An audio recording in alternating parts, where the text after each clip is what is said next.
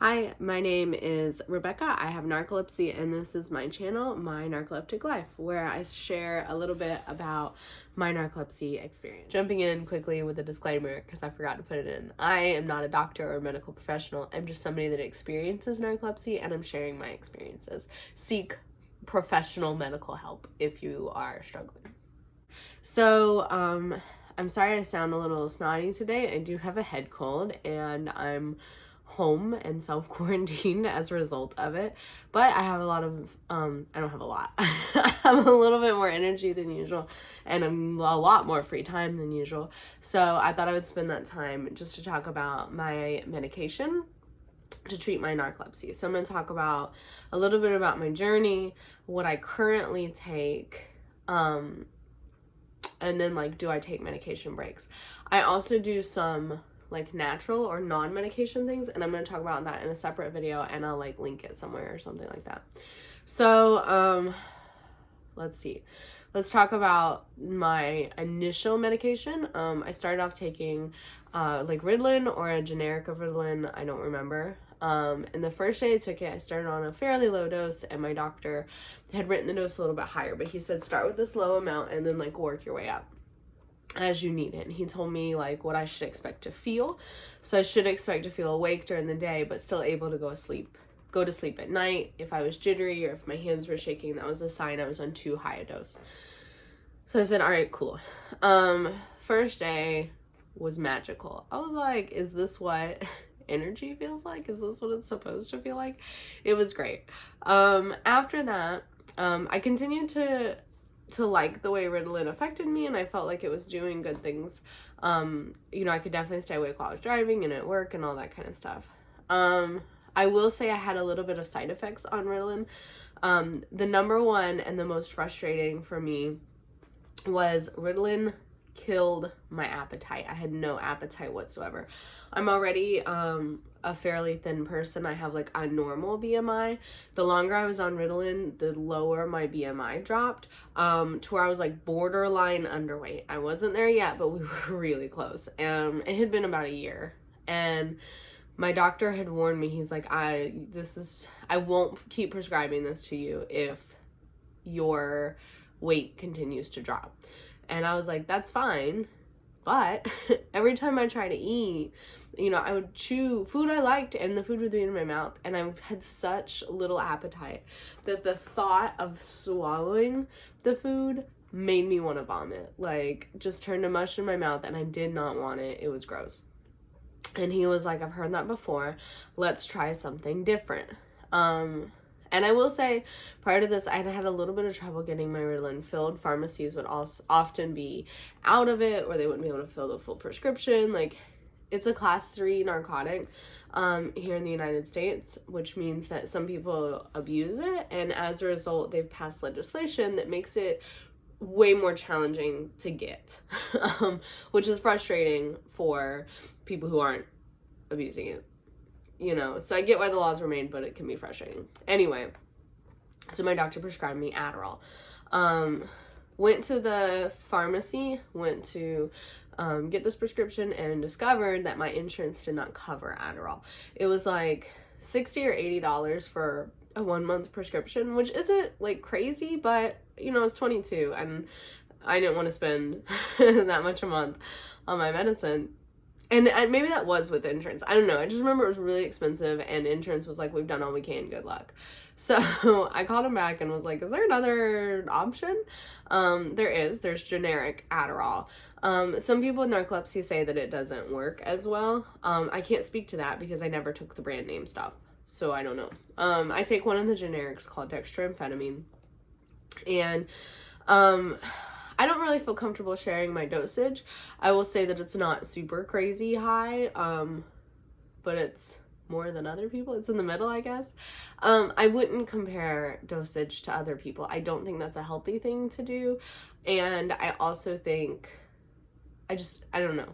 I don't think that's a good idea. Everyone's narcolepsy is different. So if your dosage is lower or higher, I don't want you to judge yourself or me, or just, I don't want you to feel some kind of way about that. Everyone is different. Listen to your body. Anyway, dextroamphetamine works a lot like Ritalin. It does still mess with my appetite a little bit, but it's not as bad as the Ritalin, and I'm able to fairly easily maintain my body weight.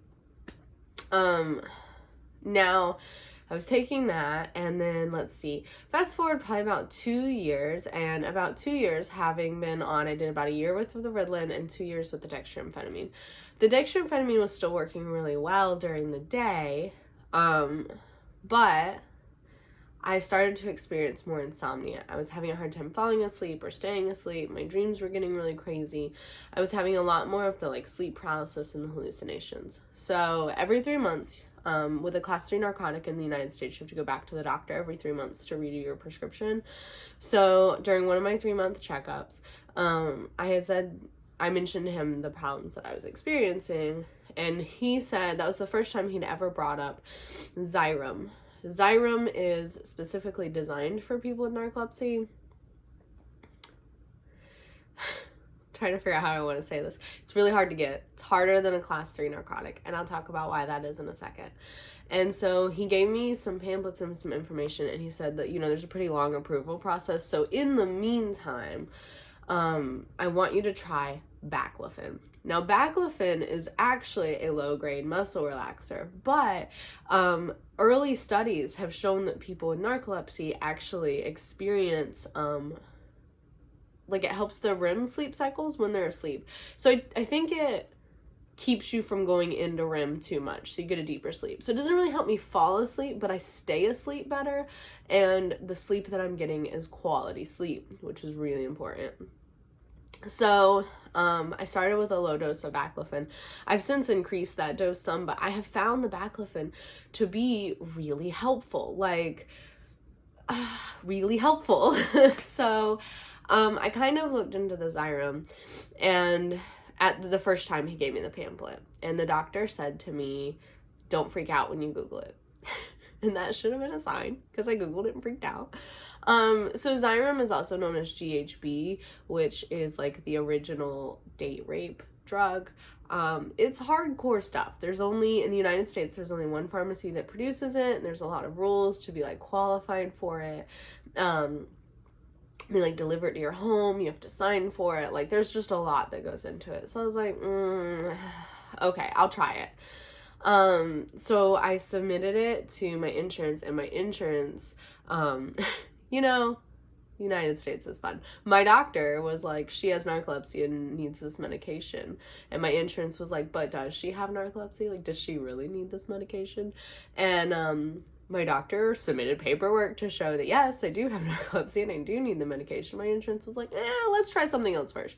So long story short, my insurance wouldn't cover it, which is super common because Xyrem is extremely expensive. Several $1,000s a month if you don't have insurance. Now, Xyrem does offer a really good coupon program. And I was a little bit worried, that my income was too high and then I wouldn't qualify for the coupon program. But what I've heard is that basically everybody qualifies for it unless you secretly are part of the Hilton family. You probably are good. Now that being said, because the baclofen started working, I really didn't pursue the Xyrem route. After a little while, the baclofen wasn't working as well, so I mentioned that to my doctor, and he said, well, here's your choices. You can up the dosage, and that's not a big deal because you're already on a low dose, or you can try again for the Xyrem. And I was like, nah, okay. So I upped my baclofen dose, and I tried again for the Xyrem. And again, same thing happened with my insurance. At that point, I had switched from my parents' insurance to the insurance through my company. And so I was like, nah, it's different insurance. We'll give it a try. They said the same thing. And at this time period, I also joined a support group, which I'll link in the description box, for Xyrem. It's also now for Xywav. In the last few months, the company came out with a lower sodium version of Xyrem, but it's supposed to do the same thing. Again, I looked at the side effects, and I was like, those side effects sound really not fun, and I don't want to do it. And I've put off doing it. And I know that's probably not the story that you want to hear if you're considering Xyrem. I wouldn't let my fear scare you off. I will say some of the side effects that I didn't like was a lot of people just reported feeling bad, bedwetting, or like falling down if they tried to walk in the middle of the night, kind of being like dead to the world, like not hearing fire alarms. And it scared me, and the baclofen is not doing a terrible job. And the other thing with Xyrem is it's not an instant fix. You have to like titrate slowly up. It's not immediately going to be right. I don't know. If you take Xyrem, I would love to hear what you have to say. Seriously.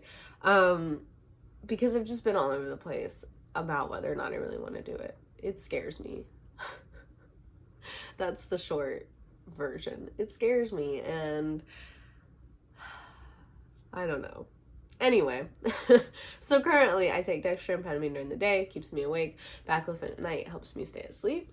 I wasn't sure the next thing if I was going to put this in the natural video or in the prescription video. In the United States, you don't need a prescription to take melatonin. It's sold over the counter, similar to the way vitamins are. I know that's not true for all countries. So I'm going to include it in this video. I also take melatonin gummies to help me sleep at night, or to help me like fall asleep. I like the melatonin gummies, but I try not to over rely on them because some of the research is a little mixed on melatonin. And I feel like there's a reason in some countries it's prescription only. So I only take the melatonin gummies if I am feeling like I have quite a lot of energy and I'm like, this is one of those days when I'm probably going to have a hard time falling asleep. So I don't take the melatonin every day. The other two things I do take almost every day. With that being said, I'm going to talk a little bit about medication breaks. This is occasionally brought up in some of the Facebook forums below. I think medication breaks are a good thing, and my doctor feels the same. He was like, if you ever have a day where you are cool with just kind of sleeping on and off and like dealing with your narcolepsy, it's fine if you want to skip a day of medication. And I was like, why would I want to do that? Well, you start to build up a tolerance to the stimulants, and you'll have to keep increasing your dose, and eventually you'll be at the highest allowable dose and it's not going to be helping you enough, and then you'll have to rotate to a different medication. And you don't really want to have to do that too frequently, because you're going to have this disease the rest of your life and you're going to run out of medication. And so, and then also like the stimulants do increase my heart rate. I can tell because I monitor my heart rate with my watch. I can tell the difference on days I take it and days I don't. My average heart rate is a little bit higher on days with my stimulant.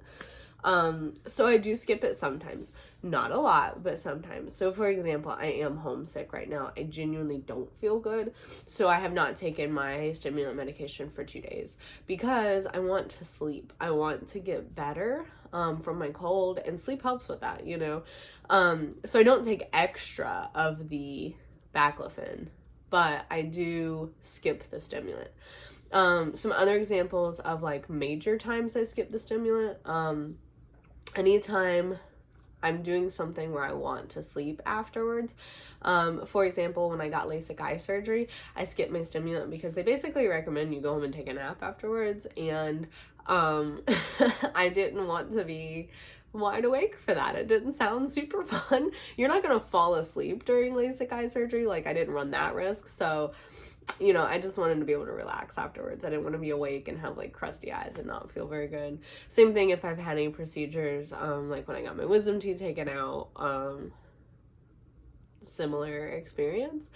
I have a tattoo. I also didn't take it before getting my tattoo because I was like, you know, just in case it hurts, I want to go to sleep. And it didn't hurt that bad. In fact, I have one tattoo that's a little bit bigger, and I did doze off while he was doing it, and he was like, that's not normal. So that was fun. Sometimes on the weekends too, like if I really have a weekend where I don't have anything to do, or if I'm just gonna go to the beach and like lay on the beach and I'm with friends that I trust that I can nap around, I won't take it then too. So just every once in a while, I try to at least once a month spend a day without medication. And I don't beat myself up if I can't do that. So I think that's everything. And again, I'm going to make another video talking about some of the like more natural remedies that I do in addition to the prescription medication that helps me. So I hope this helped you. I need an outro. I need to think of something to say at the end. I don't know. Bye. Have a great day.